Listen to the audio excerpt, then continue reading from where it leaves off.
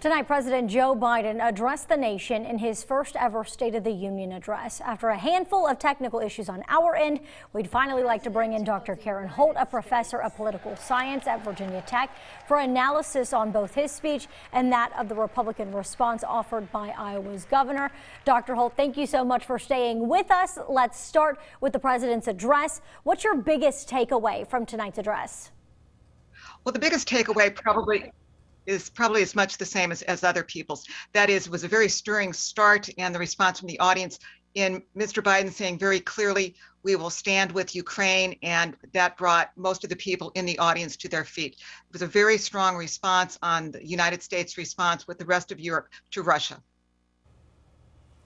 I know that a lot of people are talking about how strong his response was when it comes to Russia. Obviously, he made the announcement about the flights being canceled, no more flights going in and out of Russia. Obviously, though, as well, he highlighted plans to try and help slow inflation. That was another big topic that everyone was waiting to hear something about. Do you feel that his address of the situation and his plans were enough to ease concerns? It certainly is a good start in doing so. No one speech can accomplish all of those things, but I think the combination of a strong response on Russia and Ukraine, and then clearly taking seriously people's real concerns with inflation, and then pivoting from that with some strong support for creating jobs in the United States and addressing a whole range of issues like child care and a range of things that make people kind of upset and worried about what's coming next. You know, if you listen to the Republican rebuttal, hearing from Iowa's governor, her, I guess, rebuttal to that was totally opposite.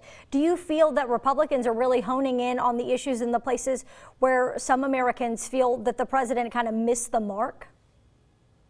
Certainly that's what the Republicans were attempting to do. I was struck most by the social conservative tone of her remarks. It was much less tracking all of the great details and focus of the president's speech and trying again to underscore key Republican rallying points. Now, the president did rework his Build Back Better bill, making sure that he did not call it that, now calling it, if my memory serves me correctly, Building a Better America, I think that was it, and pitching it as a way to help with inflation. Do you think that that's going to work to get him the bipartisan support that he needs? Bipartisan, perhaps not. What he does need is just a few additional votes in Congress. That may well, especially since what used to be called Build Back Better has now been divided into parts. Now, if some of those parts can be pulled apart, which clearly is what he was aiming at, that could well produce some support for example, reducing prescription drug costs and the increases in prescription drug costs, and also thinking about taking care of child care and maybe adding back that child care tax credit. There could be some things for some members of Congress to go ahead and vote with the president on. President Biden came into tonight with the second lowest approval rating on record. Do you think tonight's address will help him, hurt him, or do you think he's just kind of stagnant after this? Well, if it's like most other recent presidents, it probably will be a slight bump up, but it won't last for very long. Second, we should remember to Donald Trump. This has been a very bad several years for presidential approval ratings. The country is so polarized, and those that supported the incumbent start getting impatient when they don't see the results they want almost immediately. I think there will be some improvement in his approval ratings, in part because of a rally effect around the U.S. support for Ukraine against Russia. At the same time, I would not expect to see the approval ratings to move very much. Break down the Republican rebuttal for us. Karen, do you feel that, because normally you have in the past the rebuttals, there's always some type of a big issue, if you will, something big takeaway like too much chapstick or drinking too much water. How do you think that Iowa's governor did tonight?